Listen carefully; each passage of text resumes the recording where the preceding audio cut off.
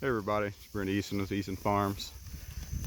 Just taking a short video this morning of the cattle moving into a new paddock. I just set up a new paddock. See the old fence there. I've already taken the wire up. I gotta go back through there and pick the posts up. And you can see the new fence along there. So that's their graze for today. And I'll see how that goes this evening, appraise it, and decide to either move them, give them another piece roughly that size, or something bigger. But yeah, it's pretty nice when you can move your cattle, and instead of having to drive them, you just drop a wire and ask them to come through. It's pretty awesome. They respect that hot wire, and they just move so well. It's almost unfair. It's like cheating. Yeah, everybody's doing good. Cattle are doing good. Our forage is getting pretty darn mature. I've got them a protein tub over there to supplement them, but they seem to be staying full. At least of an evening, they've got good gut fill, and by the time morning gets here, they're hungry and ready to go. But it's all a learning process for me. I'm completely new to, basically completely new to cattle, and all cattle are a little bit different, so it's just a constant exercise and observation and adaptation. I'm learning as we go, on the job training. I got their water moved over here the other day. I'm pretty much using a central watering hub, and then just kind of, pie slicing or wagon wheeling off of that central water point. And I've got ponds scattered around. There's a pond dam there above us. I'm just using gravity flow for the time being anyway. So I've got enough ponds that by the time I run out of resources with my reels, I can only go so far that's at least practical. And I have to move, kind of just pick everything up and move. But it's progressive, so I don't have to do it all at once. It's kind of a piece at a time, just hopscotching fencing resources and water. So every once in a while I just move the water tank and plumb it off of another pond, and that's worked pretty darn well so far. At some point I'll probably get enough water tanks where I just walk up there and open a valve and shut the valve on the old one. But at this point I don't have quite enough portable tanks. This farm is mostly a warm season grazing farm.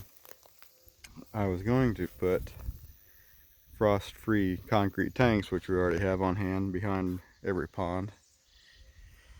But as I went through the learning process with cattle, I didn't like the idea of having to build permanent pads for the permanent water tanks, which I'll do on the cool season grazing areas. But where this farm is mostly just warm season graze, I don't see why I can't get by with just buried line and overland line for the time being, and some quick attach points, and I can just move my tank. I don't have to invest a bunch of money in permanent pads to keep them from gouging holes in the landscape and everything else.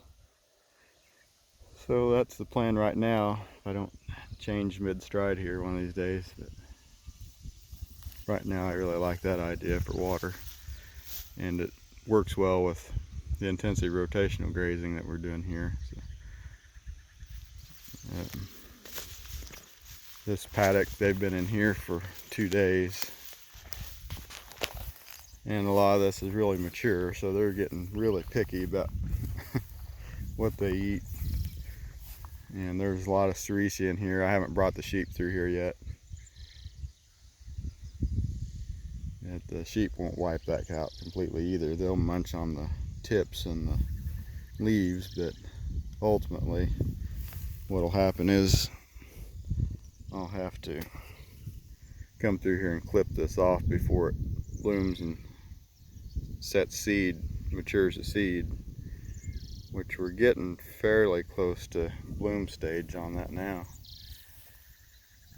So anyway, that's how we're fighting the Sericea lespedeza here on the ranch. Trying to do away with, or trying to avoid spraying it with chemical, because when you spray it with chemical, there's selective herbicides that won't hurt the grass, and you can get the broadleaf stuff, but there's, as far as I know, there's nothing really selective for this darn Sericea that doesn't get the rest of your broadleaves. And heck, I don't want to knock out the rest of the forbs and the legumes. The cattle will definitely take advantage of most of the legumes and a good portion of the forbs, and the sheep like it all. So, you know, we don't want to wipe out everything that's broadleaf, so chemicals are pretty much off the table. And we've got quite an invasive stand of this lespedeza. But this farm, when I cleaned it off, cleaned the brush all off of it, started refurbishing it, I didn't sow any grass here. I took all the brush off. I have overseeded some clover,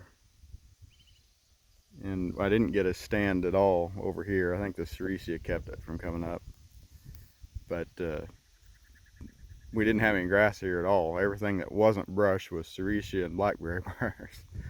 And now we've got a pretty darn good stand of grass everywhere, and it's starting to crowd the Sericea out. So I think with timed clippings, intensive grazing, and the sheep impact, I think we're going to be able to knock this crap out without using a lot of harsh chemicals and wiping everything off the board. So it's a cool experiment anyway, and as long as the cattle have enough to eat, and I'm providing the sheep with enough food,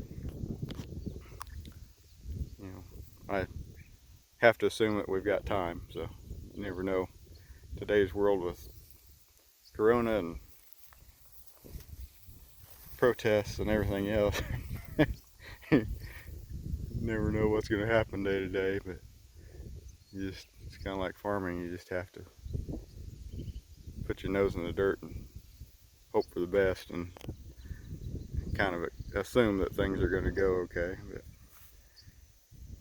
anyway, that's kind of the state of affairs here at the cattle or pasture. And I'll get a short video clip of the sheep here shortly. We've got to move them today, so they're doing okay. No losses. Lambs are all doing well. Dogs are good. But anyway, you'll see them in a video. So anyway, I'm going to sign out for now. See you all later.